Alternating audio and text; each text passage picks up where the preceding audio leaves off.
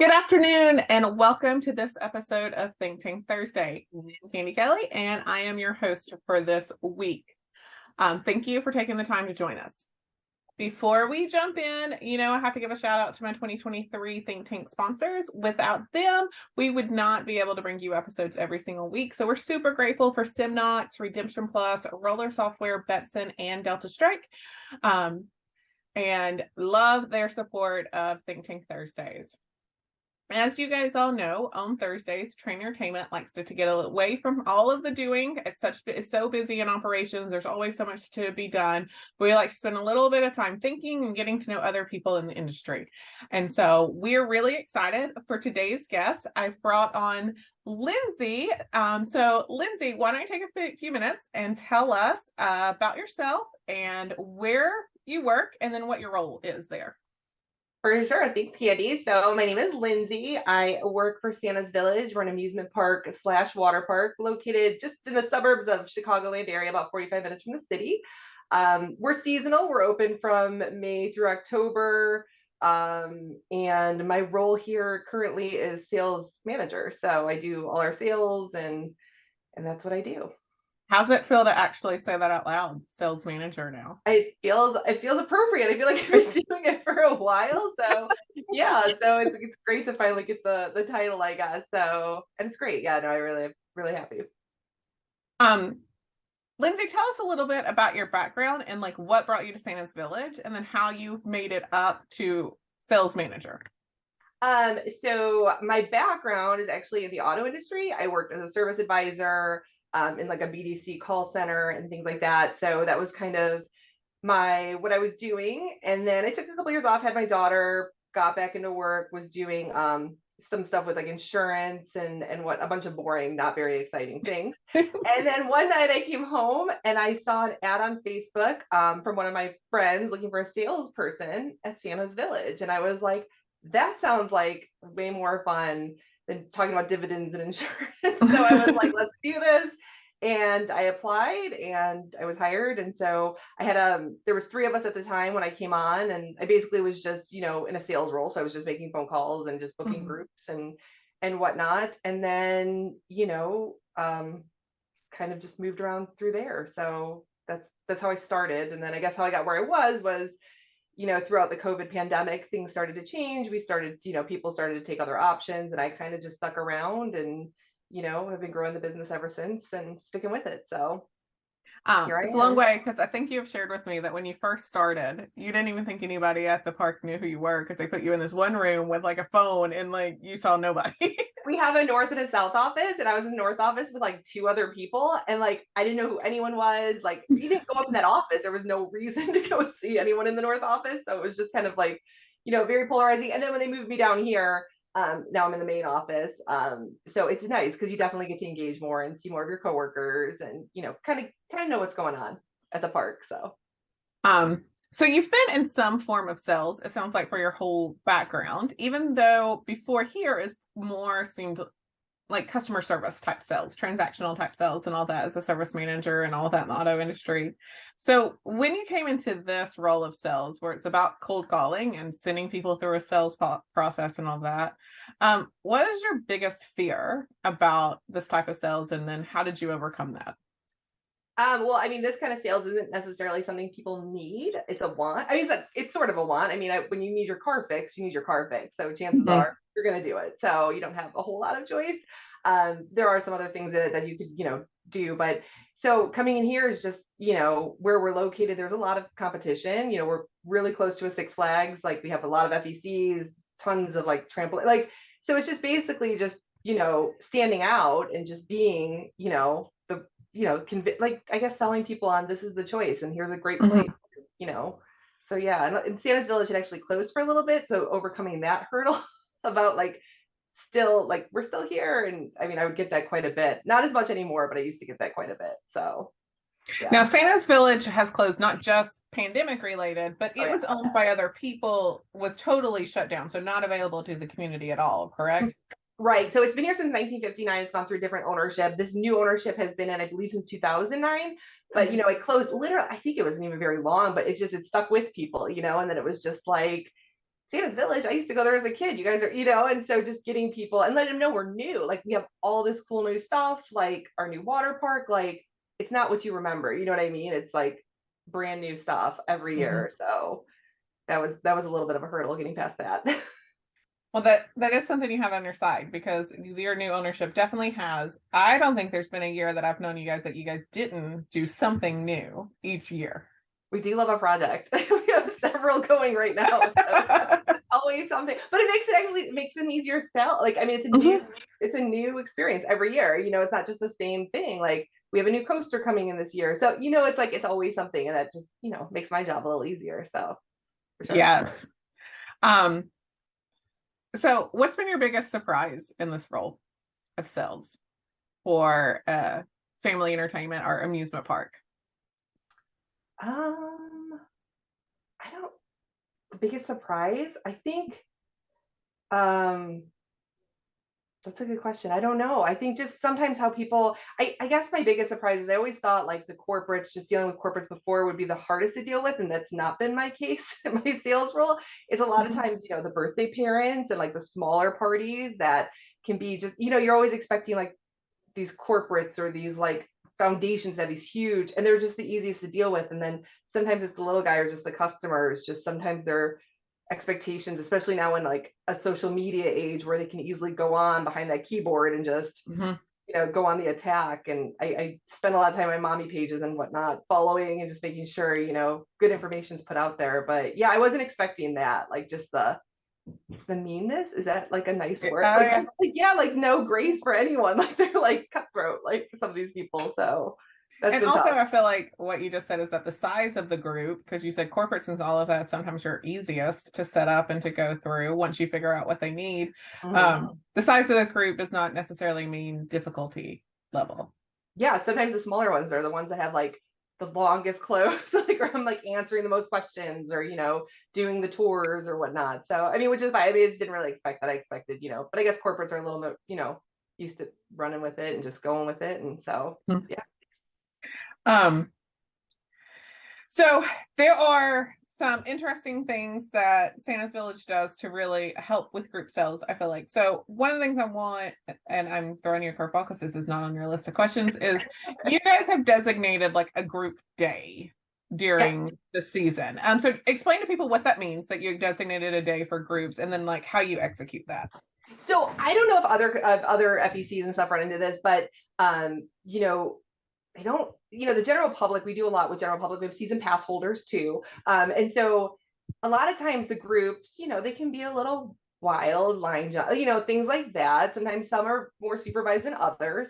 So what we did was we try to get them to come on one day, which is our Wednesday. We offered the most, you know, reasonably priced discounted ticket on Wednesdays to kind of drive them to that day. And then we let people know on our calendar, like, hey, this is a group day. It is the cheapest ticket. We're doing the, you know, on peak, off peak pricing this year. We're not Yes. dynamic. So that is going to be a cheaper ticket, but just a heads up, this is the day we kind of are going to have our group. So just, you know, have that expectation. Cause I feel like if you do have that expectation, then they're like, people are, you know, react better. Cause sometimes maybe that's the hope. We'll see how that works out. But yeah, so that's what we do with Wednesdays. And then every other day has a different pricing. So And so the benefits, it seems like, is that your general population knows what to expect. So you can hopefully minimize the complaints that you may get from that. And then also for your groups, I guess, like if they are some that are more budget strapped, and we know that with, especially in the summer groups, summer camps, all of those things, they have are a little bit more budget conscious than other events that we sell throughout the year. right. It allows for an option for them. But I Right. assume also operationally, it helps with labor. You know what to expect is coming on that day.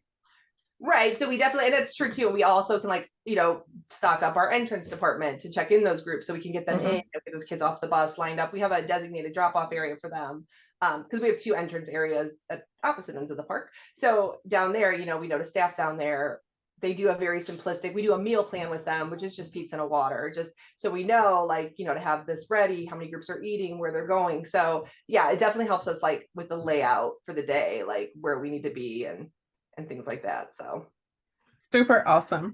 So what are the things that you've learned most in your journey in through sales? Everything's different. Like, I mean, my sales approach, I do a lot of reading and listen to podcasts about sales and just kind of having different approaches. And, each group is different. There's some people that like that, all the information and then they have to sit and think about it. There's others that just want to book. I mean, so just trying to be versatile, like try to like not just have one tactic because I'm dealing with so many different people. Like you just have to be more fluid. Does that that's kind of Yeah. what I've learned, especially in this job, because you're just dealing with so many different personalities. Um, because I work with you, I can tell you some of the lessons that I think you've learned. Okay. It's none of your business how people spend their money. That is true. That's very true. So, if you don't mind, like elaborate why that was kind of an issue for you and why like it was an obstacle that we worked through as far as like the pricing of things and people. So I don't think everyone's poor. I'd like to preface this with that. But again, we have some very high ticketed items, including park buyouts, and some of our picnic catering. I mean, I actually think the biggest ticket thing is our buyout. And I think sometimes I got a little bit into it because people would be like, I don't think they quite realize you're renting out an amusement park and what's all included with that labor wise, maintenance, mechanics. Like it's not just, slip on the ride and here we go. Let's, buy out the park and labor and all that. So I think I got a little bit of like pushback on the price at first. And then that put me into a like, here it is, like just immediately like, oh, you don't want to do this, go to this instead, try to go to the like lower ticket item. And so that was something I had to get over. And now we're having buyouts, like by kind of taking that away and not being so like, are you sure you don't want to do this like pizza buffet instead? Because like, the buyout's expensive. So for sure. Something else that I think that you've learned in the time is that it's okay to tell people you can't do that.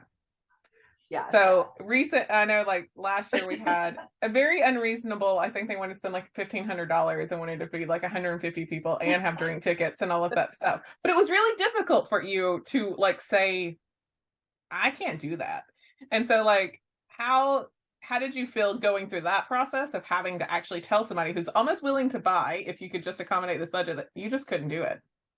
I think it's just the kind of desperate, like I definitely have that, like I don't like to leave money on the table. So if there was something we could do, I hate to say no, even if it's like, but then it's also like you said, like you don't want to like, I don't know, like sell yourself short or cost, like, you don't want it to cost you money to like try to just accommodate it to get this thing. And so that particular group ended up, I was like, finally, like, this is all we can do. I understand like your but it's like, this is it. And then they ended up booking and they ended up doing it. And it was a great event and they're coming back this year. So, I think it's just, I'm like, I get what you're trying to do, but this is what we got. This was our bottom line. I bottom lined it for him. And then he eventually came back and did it. So we didn't lose them, even though we told them no. But you didn't. Lindsay has the highest close ratio of any of the clients that I work with. And I think that's one of the reasons why is because you knew what you couldn't do, but that's not exactly what you told him. We worked through, well, here's they can either go without a drink ticket. He could pay for this and not that, like we gave. And then I think you had 2 to 3 options. Right. He was like, I can't do that, but I can do A, B, or C and still get you within your price range. It just may mean that some of those people have to pay for those extras. Right. And because you found out what he needed the most and just didn't turn him away, I think that's one of the reasons like you have the highest close ratio of anyone I work with. So yeah, and I do have support with that too. I mean, that flexibility to like make a package. I'm not just like stuck with these set packages and that's all we can do. Like I was like, okay, well, yeah, we can't add a drink ticket. You know what I mean? There was that possibility to just kind of like a la carte it, or you know what I mean, build his own package that fit what he wanted as close as I could get it without, giving it all away. So yeah, no, it worked out. And he ended up booking, like I said, was really happy. And I think you just have to get him here too and let him see the experience, like see what we have. Like it's a lot of fun. It's turnkey. Like it was so, it's just sometimes over the phone. I don't know if he was quite seeing that, but now that he did, it's like a no-brainer. So I'm excited to have him back. So getting people there. One thing that you try to do at the beginning of each season, because you guys are seasonal, is try to have some tour days or some open like walkthrough days with people. Tell people what that is, like how you kind of set it up and what the goal is for it. Yeah, so we have like open houses. We'll like, and if anyone ever wants to come tour our park, we prefer them to come tour it when it's open. which is another thing I'm going to be working on, is doing kind of a video, because we do a lot of maintenance in the off season, Mhm. taking rides apart, maintaining them, painting, all kinds of stuff. So the park is way more beautiful to look at in July than, let's say, January. So we want to make sure, like, especially like the cold, dank winters here in Chicago. So, but yeah, we schedule tours. I have open houses. Like we've done with our local chamber of commerce. We've done an open house, kind of toured them. We did a multi-chamber, so because we're members of several. So we hosted it, just appetizers and drinks, just let them come and look around. Just get people in, because like, I feel like once they're in and like feel the like good vibes, like, it's easier to sell it. So, instead of just throwing it out there or whatnot. I love that. I agree. Like it's hard to portray the excitement, and because of the changes that Santa's Village has made, like it's not the same Santa's Village as they may have pictured in their mind, since you've been there since 1959. I mean, I came here as a kid. I mean, I came here, we had Tea Park, Santa's Village, Kittyland. I was Santa's Village family. We came here so different, like in all the new stuff, and, adding, and then like with our water park. So, it's like, come back. Like, Speaking of the change to water park, is that you guys have graduated a bit, even from when I first, is like you were viewed, not saying you were, because you've always had a couple of thrill rides, but you were viewed as a more kid-based park. right. But the things that you have added since then, and the water park makes it really way more family oriented. And then you just said another coaster, like there's more thrill rides coming in. And so how have you tackled that change of perspective in the community of, oh, it's just for little kids, to no, the whole family and older? So I try to put pictures on everything, especially of our new attractions. Because I like, we have our Blizzard, which was a new ride, it's a spinning pendulum ride, and like our Farmer Fling is coming in, and like this, I just try to get people to see. So whenever I do like, and I do like a lot of our like mail pieces, or even my emails to groups, I'll like, throw in some pictures and things like that, just so people can see, like, we're not just, a bunch of kiddie rides or a kiddie park. And even when I came here with my daughter when she was younger, it's just evolved. They put in the Super Cyclone coaster, and, and there's a lot of stuff adults can ride and things like that. So just trying to get people to see the actual like improvements we make every year. I'm a visual person, so I love pictures. All my stuff has a ton of pictures on it. So, But that helps. yeah, Helps sell I'll sell things. it. And So. let's be honest, none of us read that much anymore when we're looking at websites and stuff. Like we skim, we don't really read it. We're like the TikTok people. Like we've got like 30 seconds of our entertainment, of our like attention, then we're out. Like, so I just put a whole bunch of pictures, and I'm like, call me, like, let's do this. So. Um, so over the years, we have evolved some of your packaging. And so if you don't mind, food was really hard for us Yeah. for a while, because as an amusement park, you guys outsource some of your food, you do some of your food in-house, and it was like, so what can we offer? And then you came up with this brilliant idea to build a picnic, is kind of what you call it. So will you tell people what build a picnic kind of is? And you don't have to give all of the details, but like just the overview of it. So we did the Pick a Picnic. It's basically because I was trying to give you build a buyout, pick a picnic. Oh yeah, Lindsay does some, like there's okay. Buttons bungalow. We have all kinds of stuff here. We're very big on the matching. Alliteration. Yeah. So the Pick a Picnic we did because I wanted to give people I guess the illusion of choice, but it's really kind of narrowing them down on like what we could do. So, we let you pick 2 entrees. Here's your sides. Everything comes with this drink. So it's like customizing it, but within, what we can do. Cause I mean, we just try not to get too crazy. As much as Jason would probably love to do a surf and turf option, like we just got to keep it very, very picnicky.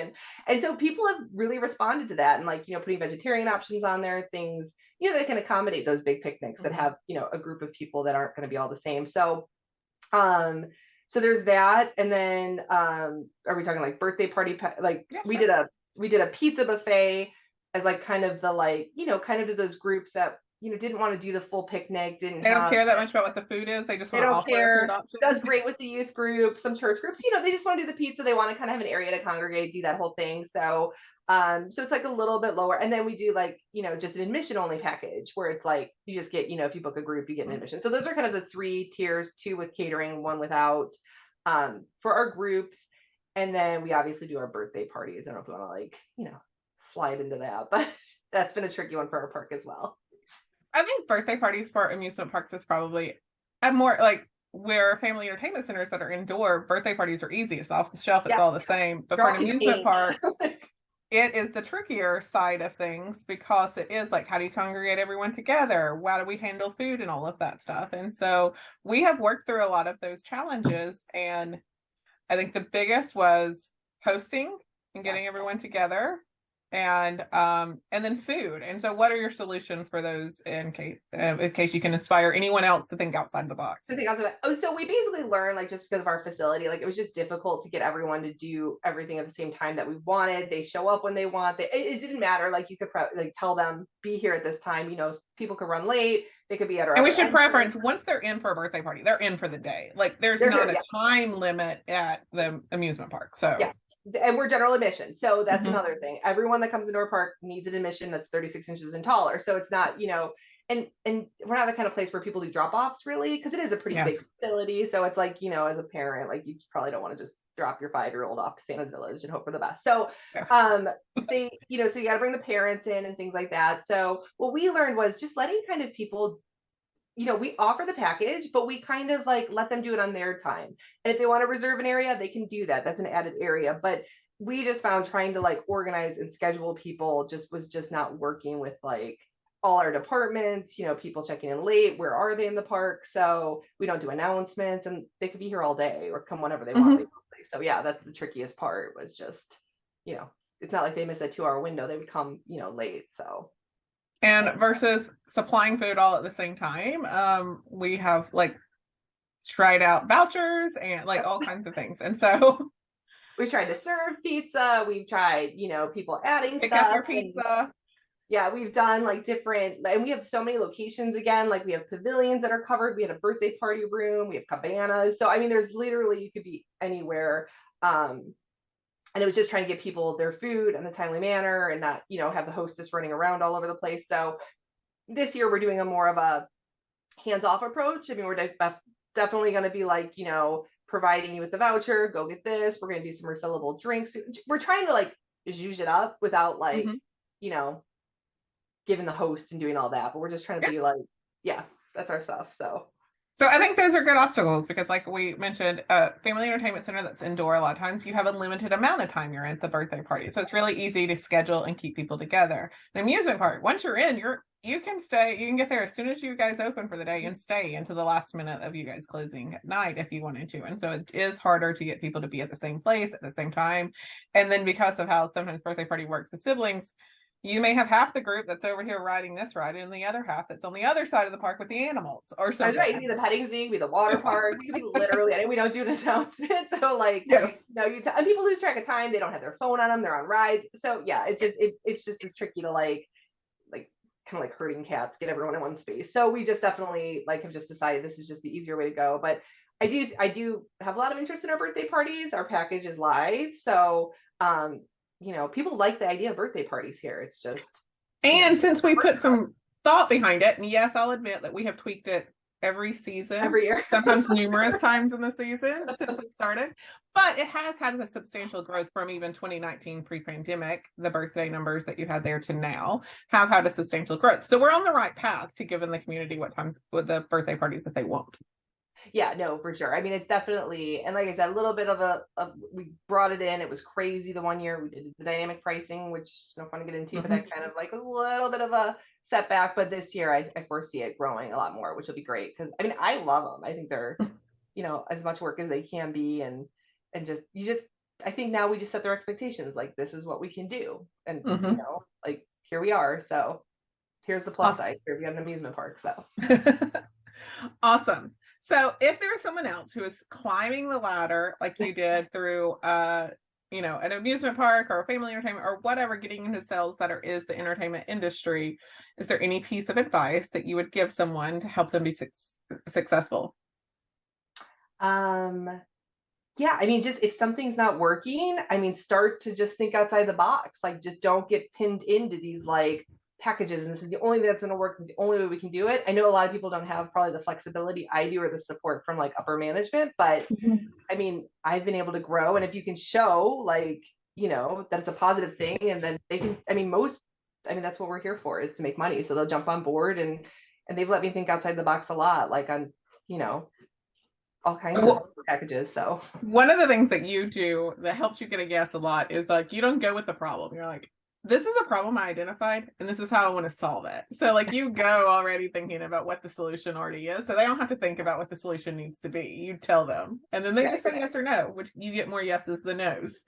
Yeah, they're very good. If you come with a plan, like if you just go up there and be like, hate this, this is a terrible idea, it's not working, like that's not answers. Like, so if I'm like, hey, this has been the feedback, because a lot of times they're not involved with the guests. They don't hear what the guests are saying. I mean, we had that issue, like not to go off on a tangent, but our birthday parties, like a mom wants a cupcake or cake, like, or dad, you know, that's what they want. Like that's a birthday to them.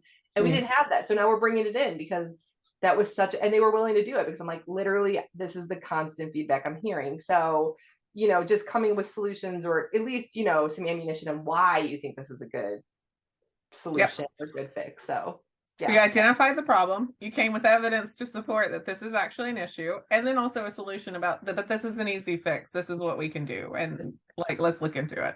And you can let people help you, you know, come up with that solution. I mean, they basically tell you, and if you hear it more than once, it's like, okay, well then maybe this is worth it. So yeah. Awesome. All right, Lindsay, we have a signature Think Tank question. Are you ready? I'm ready. Okay. What do you do on a consistent basis to grow yourself? As far as like at work? At work, personal, like I will tell you, like I listen to podcasts, like that's my thing. Like I don't listen to music quite as much, but anymore, which makes me feel old sometimes. It was funny because I was just sitting at my desk yesterday listening to a podcast, and it's not always based on like, you know, obviously amusement podcasts are not very specific. It was a real estate one, which is like reverse selling and things like that. I just try to read up. I'm a huge reader, so I'll read anything, articles, books, sales, prospecting. I love to research other parks and just I love to visit other parks. That's kind of in my little nerd thing too, and just seeing how they're doing stuff. I love to go do stuff like that and just I know grow. like you are like a